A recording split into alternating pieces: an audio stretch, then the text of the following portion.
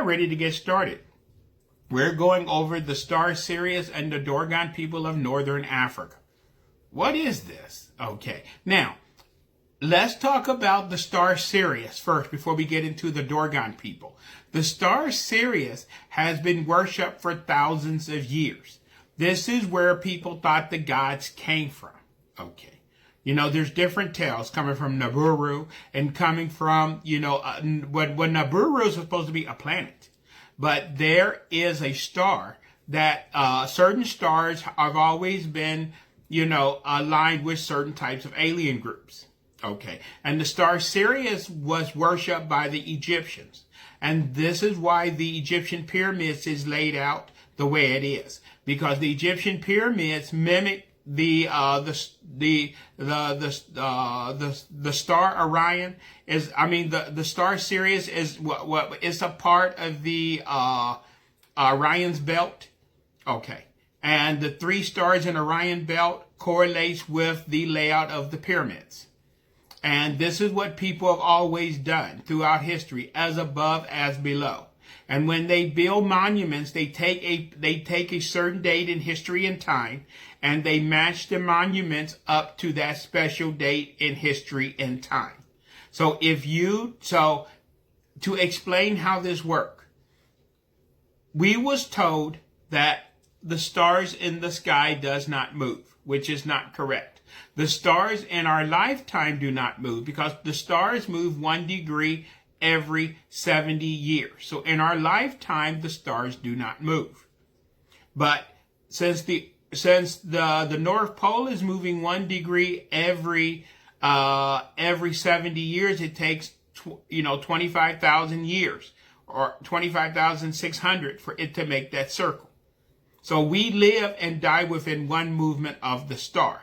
So if you want to know what year a monument was, a culture has their important date, what they do is take that date and they match their monuments up to the sky on that date. So, to tell you a little secret that you may not know, if they're going to build something new in Washington, D.C., they have the star map for 1776. And if they're going to build something new in Washington, D.C., they will place it according to the star map of 1776, which is not the star map of today because the stars have moved 1 degree every 70 years. But if you take the sky of 1776, it will match the layout of the monuments in Washington, D.C. This has been going on for thousands of years. So if you want to know when the monuments was made, what is their important date, you can rotate the sky, which is called precession, until it matches up with the monument matches up with the sky, and it will give you a date. And a lot of monuments around the world, when you rotate them, go back to the year 10,500 BC. Okay, that is the date that a lot of monuments around the world lines up to. Okay, the very old ones. And that is 12,500 years ago. So the pyramids was not built by, no Egyptian pharaoh. They was already there. The Egyptians just been what they've been doing is fixing up the pyramids over and over and over again. And this is the same thing that the Aztecs did. And now that they have looked at the pyramids in Mexico, they have seen that the pyramids was fixed up several times, that new surface stones was put on the outside. So like the Egyptian pyramids, even though the outside blocks are only 20 tons, and they was fixed up several times, when you get into the internal blocks of the Egyptian pyramids, those blocks are 200 tons each. Who did that? Okay. How do you take 200-ton blocks and stack them into a pyramid? Okay. And the facing stones, people keep replacing and fixing up. And this is what the Egyptians did. Okay. So, the Egyptians worshiped the star Sirius, and that is where their gods came from. But not only the Egyptians. Most of the people throughout Europe worship the star Sirius. But not only the people in Europe worship the star Sirius.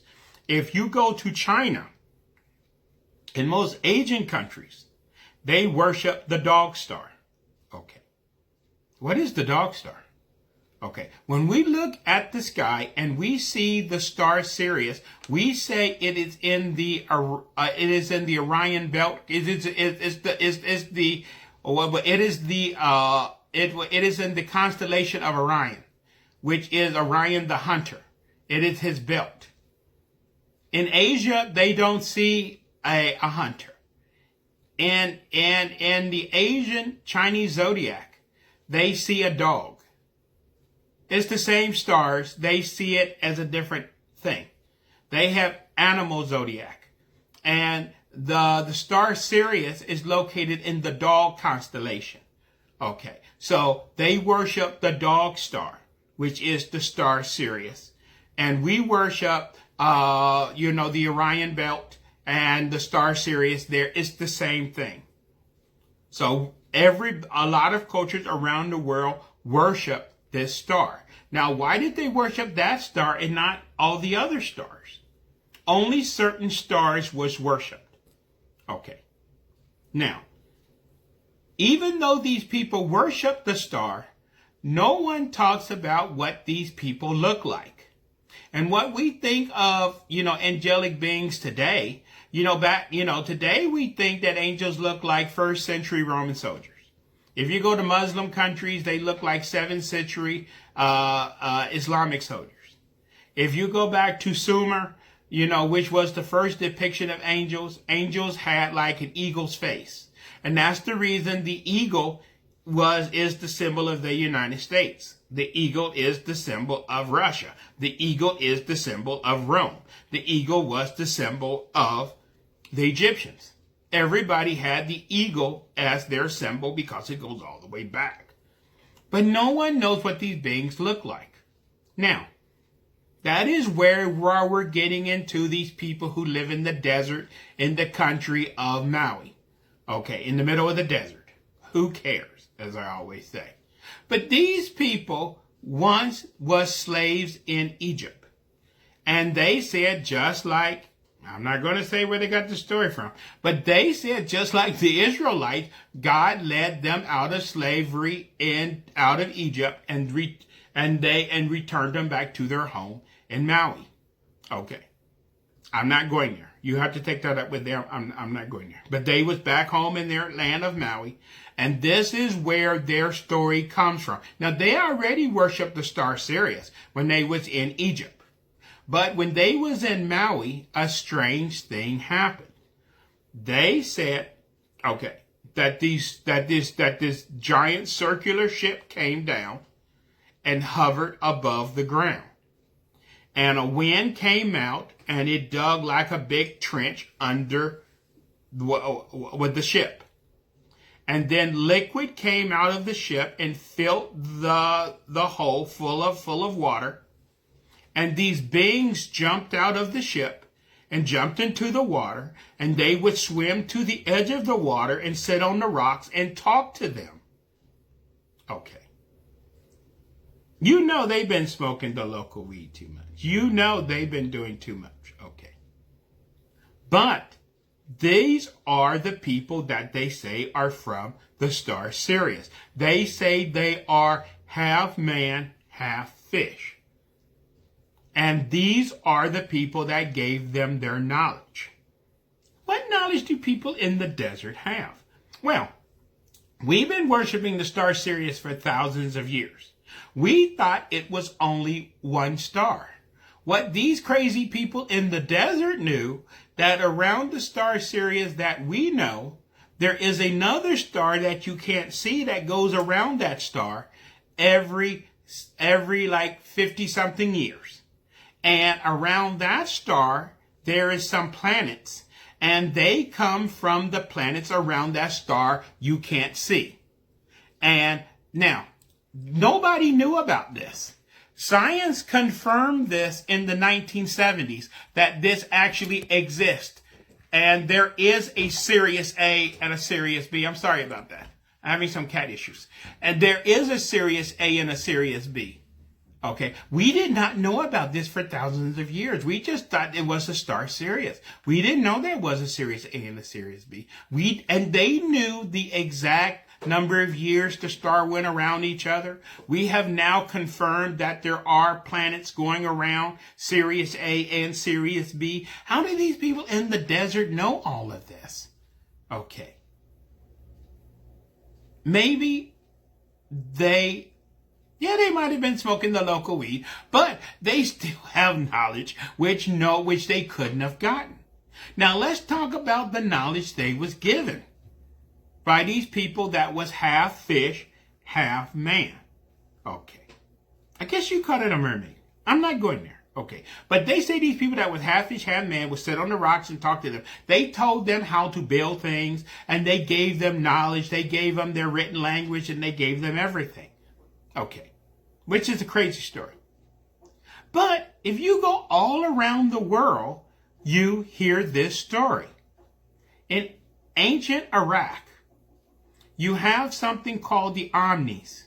The Omnis was these half fish, half man creatures that used to come out of the swamps in southern Iraq. And they taught the people of Sumer how to build, how to write, how they taught them their language. These half fish, half men creatures. And they always carried their water buckets everywhere they went. Okay, they was able to walk with their little, they was like half fish, but at the bottom of their feet, at the fins, they had little tiny feet. They could semi-walk. But they would not eat. And at the end of the day, they had to, keep their body moist. And at the end of the day, they had to return back to the ocean. Okay. Really strange. But you have that story again in the Middle East. Not in the Middle East, in the Mediterranean. In the Mediterranean, and, we know that we knew that Rome was pagan. But before, Rome was pagan for thousands of years. Before Rome worshipped the sun, Rome got into sun worship for around for around 1,000 years before they went into Christianity. But before they worshiped the sun, they used to worship with the Mediterranean. Their god came from the Mediterranean Sea. Okay. And they worship the god Dogon, which is very close to the Dogon people of Africa. And this god Dogon that not only the Romans worship, but a lot of people along the Mediterranean worship the god Dogon. They describe God Dogon as a half man, half fish. And he again taught the people how to read, how to this, how to do that. Now, isn't that kind of strange? Okay. Now, I never seen a half man, half fish come out of the water and teach me anything. Okay. That's very strange. And if you want to know even something that's really strange, you can look this up on Google. The Pope wears a mitre on his hat. The mitre is the head of Dogon. The Dogon priests always wore a fish on their head. Okay. The head of a fish with the mouth open. That is the mitre that the Pope wears. He wears the mitre of the god Dogon. That is the hat that the Pope wears. Because the Catholic Church is into universalism. They took all the old religions of Europe and combined them into the new religion, which was Catholicism. So the Pope wears with the coat of the sun god. He has the cane of Ra, okay, the shaft of Ra. He wears the mitre of Dogon. This is very scary. Okay. But it wasn't only the people of Europe and in Africa that was talking to these half men, half fish. When you get back into those crazy stories of Atlantis, remember, these Atlanteans, was these people that was we never get this story straight. These Atlantean people that lived on the island of Atlantis, they were, when they was not totally of the land. They say these people was of the land and of the sea. We don't know what that means. How can you be of the land and of the sea? Do that mean they was half and half? Okay. This is in Necronomicon, that, people wanted to know this, in Damascus, Syria. The swords of the swords that was made in Damascus, Sirius, they had the best steel in Europe. No, everyone wanted to know how come their swords didn't rust. How come their swords was twice as strong as everyone else's swords? So the mad Arab went over there to investigate. And it's written in Necronomicon what he said. He said he went over there to Damascus, and he went to the sea. And what the people would do, they would make chains of gold and silver and put precious stones in them. And they would trade those belts of gold and silver, which these half men, half fish creatures that would come to the shore, because these creatures was covered in jewelry. Very strange. Okay. When they would trade with these fish creatures in exchange for belts of gold and silver with gems in them, they would bring giant boulders of metal out from the ocean. And those boulders of metal is what they would use to make their swords with. That's a really crazy story. That doesn't make any sense at all.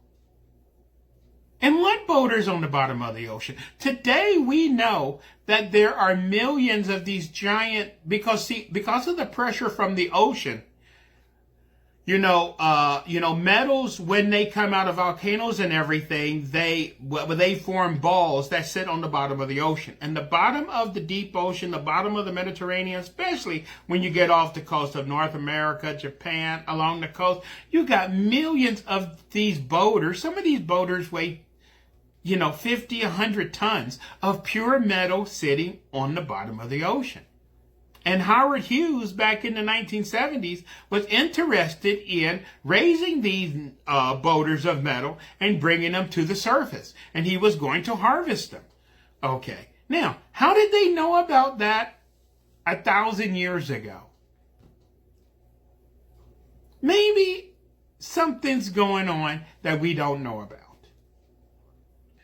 And this goes in Japan too. In Japan, you talk about the people of Japan being visited by this lady who appeared on shore in a round boat. You know how these people appear in round boats. You know what I'm saying, don't you? You gotta be careful with people in round boats. And she talked to the people and she met with all the royals and everything in her round boat. And after she talked to them, because, Japan was feudal at that time, and she talked to them about, that they need to have peace with one another, and she tried to educate the people. They didn't want to listen. And she returned to her round boat, and she went back into the ocean. This is some scary stuff. See, we talked about this before, that when you get into these books, there was two creations upon the earth. When El left, he not only appointed 600 watchers to watch over the earth, but when he was here, he put Enki, his two sons, Enki and Enlil. Enlil was put over all life on the surface of the earth. And Enki was put over all life in the freshwater, underground in the freshwater ocean. Okay. What does that mean? What life underground in the freshwater ocean? We don't even know what that means. We only know about one life today. That's what we talked about in the movie Aquaman, where there's two worlds. There's the surface world and the ocean world, and they wanted Aquaman wanted to unite the two worlds. Okay. We don't know about this other world. Okay. But these stories about cities in the ocean and all kind of weird stuff at the bottom of the ocean and we don't even know about an underground deep water ocean. We talk about there's underground aquifers and this and that. But as I discussed before, everywhere on the land you can dig and hit fresh water. The only difference is some places you can dig 20 feet and some places you have to drill 300-400 feet. But underneath all the land is water. That means there must be an ocean down there or something. If anywhere in the world, I don't care, even if you're in the Sahara Desert, you can drill and hit water. You just don't know how far down you need to go. Okay. There's so much we don't know. So these people, maybe they was talking crazy, and I'm not going to say, okay, but this is the thing that we need to investigate, not only about the Dogon people and their customs and what they say these people look like and their tradition and whatever, but they're the only ones who talk about that they met these people from the star Sirius. And they talked to them, and they said that these people live in a water world. Their world is covered by water, and they can breathe underwater. Okay, and they live in the ocean, and they are able to come out of the water for short periods of time. Okay. Isn't that a crazy story? And they've been talking this for hundreds of years. Okay. Crazy. And most people believe that stories of mermaids and things just go back to watching the Little Mermaid movies and things like that. We've just been infected by these Disney movies and everything. But they have even found all over the world cave drawings of what looks like people with fins and tails. And some of these cave drawings looks like the people on the land are throwing spears at the people in the water.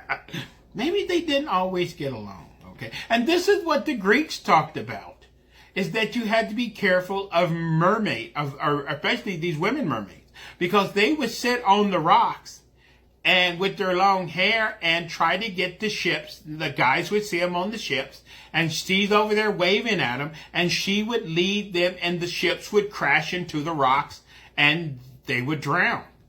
Okay. I guess if I saw a lady waving at me on the rocks, I don't know if I would go over there or not. Maybe I would, maybe I wouldn't. It depends on how beautiful she was. But anyway, that's a different story for a different day. Okay. But these stories go all over the world. As I keep telling you, there is so little we know about our world today. There is so little. And if these people, now you can say some crazy people in the desert got their crazy little story, but how come people thousands of miles away have the same crazy story? And this is why I believe in some of this craziness, because when you go to native people that live out in the middle of nowhere, this is what is funny. Okay. They don't have TV, they don't have Comcast cable, they don't have all this stuff, they're not downloading, they don't have Google, this and that, they just got their little... A lot of these tribal people have a name for that ape man that lived in the woods. They have a name for that half man, half fish creature. They have a name for that little round thing that they see in the air. They have names for all of this stuff. How come they have names for all that stuff if they don't know about that stuff? Maybe they have names for all that crazy stuff because they know about the crazy. And they've been knowing about the crazy for a very long time. That's why they have a name. And what's even more scary, which we're not talking about today, you know, see, we believe the abominable snowman is a fictional creature. In the ancient Chinese books, they talk about the abominable snowman, where he can be found, and what parts of his body can and cannot be eaten. Now, I don't recommend eating the abominable snowman if you come across one. But if it's a fictional creature, why would it be in a book? And why would they talk about which parts can and cannot be eaten? And that sounds gross anyway. Why would you want to eat an abominable snowman anyway? I don't understand. Okay. But anyway, there is so much we don't know. I do not believe this stuff is fictional. Because why would these people have names for this stuff? Why would there be pictographs that are thousands of years old in caves about this stuff? And how come these legends talk about this stuff for thousands of years? And even Christopher Columbus, we all know Christopher Columbus, talked about when he approached America that he saw these mermaid creatures from his ship. He saw some of these creatures on the rocks watching him as he approached the islands. He saw some of these creatures. Okay, and it's in his, okay, maybe he was drinking too much too. I'm not going to say that. Okay, but see, you can decide that. I'm only there to let you know. So if this stuff is everywhere, you can just blow it off and say, these people don't know what they're talking about. They're just making stuff up or whatever. But how come everybody made up the same thing? And are these people still here? Are they still in the ocean? I haven't seen them. Nobody, I used to go fishing when I was a kid. I never seen a fish come to the shore and try to teach me anything, but that doesn't mean they're not out there. Okay. But this is, it's just so much we need to know. But these stories, I believe we need to take serious. And there's also one other story about Russia. Now, in Russian waters, they see these creatures in some of their lakes. You know, some of these lakes way up there, people don't go. Okay, because, in the winter you can't get up there because it's all frozen over. But they have these creatures in Russia that they say that divers see. And some of these things they say are these creatures that they see swimming around that look human form. But some of these things are 30, 40 feet long, and they see them swimming in the water. And divers have seen these things. Okay, I don't want to come across a human 20, 30 feet long, and I'm splashing in the water, and I see this thing swimming past me that's 20, 30 feet long that looks like a human being. I would just have a heart attack. Okay. So there's so much stuff out there. There's so much stuff. Okay. So we just need, the purpose. I just wanted to go over this, so do the people of the star Sirius, are these aquatic creatures? So the only thing we talk about is the creatures from reticuli, which is the tall grays. Okay. But remember, not everybody has to be on the land. So maybe as you go to different stars and different civilizations, they're coming with their different ways. And maybe creatures, some of these UFOs may be full of water. And they're water creatures. I don't know. And that's what people see a lot of times. They see these craft coming out of the water and going into the water. We don't know what's going on. Do they have bases down there? We don't have slightest idea. Okay. Remember, we're just the natives on the outside of the planet. Our little alien friend got all their bases inside the earth. What's going on at the bottom of the ocean. And we have picked up all kind of stuff. And we have talked so many times before about with the Navy. And now that the Navy got their sonars everywhere and the Navy got their nuclear submarines going around and you're cruising along in your nuclear submarine doing the big 30 miles an hour, a mile and a half down, and something 2 miles below you go past you at 100 miles an hour. That's probably not Russians. they have something called an anomaly book. They just listed in the anomaly book. Okay. And this stuff been going on for a very long time. The Navy have picked up all kind of stuff on sonar. They was talking about this on one of the news shows several years ago. We have sonars on the bottom of the ocean because every submarine makes a different noise. So when we hear a submarine go past, we say, oh, that's the Russian sub, 227, or that's the, the French sub, this, because every submarine makes a different sound.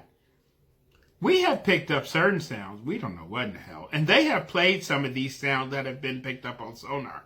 Some of these things sound like it's Godzilla waking up. Some of these, we have no idea what some of these sounds we have picked up on the ocean floor. Okay. Sometimes it seems like things are talking, and you can say, oh, those are just whales, and those are just this and that. We have no idea. Okay. We just know it's not a submarine. Okay. But the more the higher our technology get, the more we can pick up, the less we know. This is the problem we're facing. When we didn't have the technology, we was assured that there was nothing out there. And now that we're mapping the deep ocean, we're coming across things that are a mile, 2 miles deep in the ocean that has rectangular shapes or the shapes of buildings, or, we say, is that natural? That doesn't look natural. Look at the shape. That looks like a pyramid, or that looks like a... You get my point? Okay. So this is the problem that we're having. Okay. So the problem that we're having is our technology. This is why we're getting to the point, as I told you before, where they have to either let us cross or they have to dumb us down. Okay. Because in another 20, 30 years, they won't be able to hide from us anymore. Okay. We're getting the technology. We have side sonar radar. We are trying to map the oceans. Okay. And the deeper we go into the oceans, the more weird stuff we keep finding. And we make movies about this stuff, about the deep and all kind of stuff. And we send probes down there, and we pick up stuff, and we don't know. And some of these creatures, there's some of these creatures, they have picked up this one, they say it's like a butterfly squid or something, but they don't know what this thing is. Because when we send our very deep, subs and things down to the bottom of the ocean, or some of these things are robotic or whatever, we pick up these little creatures, and this thing has like butterfly wings. And it stand on the edge of the light, and it's like watching. And when we turn the light towards it, it moves out of the light where it stays on the edge. And we can never really, and we say, oh, it's probably a type of squid or something. But it seems like it's kind of intelligent. Is this thing watching us? Is this thing, you know what I'm saying, don't you? Okay. We have no idea. And scientists have said this several times. We know less about the deep ocean than we know about the moon. We know nothing. Okay. So, is there these creatures here? Are these beings from the star Sirius still here? I have no idea. Okay. But these legends, but the Dogon people of Maui is the only people who have ever described what the people from the star Sirius look like. Even though the star Sirius has been worshipped all over the world and is still worshipped, no one never described what the people look like, because everybody was told the same thing. You're not supposed to make depiction of the gods. So we don't know what the gods look like. But the Dogon people talk about what they look like. And they talk about they was half man, half fish, and all this stuff. Okay. And I never seen a half man, half fish. Okay. But this is something we need to investigate. And so you have just become aware of something you didn't know, and you can look into this yourself, and look into the Pope's hat, and look into the god Dogon, and you will be surprised and you will be shocked. Okay. So, what can I say? But this is our thing for today. I wanted to go over this. And what we try to do is enlighten you, to let people know this is an encounters meeting. We're trying to introduce you to things that, that is not on the main burner. So a lot of times we talk about different things. Our main show is on the Wednesday. But on this show, enlightenment, if you want to become enlightened, the secret is what I call eating the elephant. If you want to become a Gnostic like me, 30 years I've been trying to learn. Because when you learn things, you're filling in the puzzle. You're learning to see things one piece at a time. And all of this craziness fits together. Okay. And a lot of things that we thought was fairy tale is not fairy tale. It's based off of reality. So, this is our meeting for today.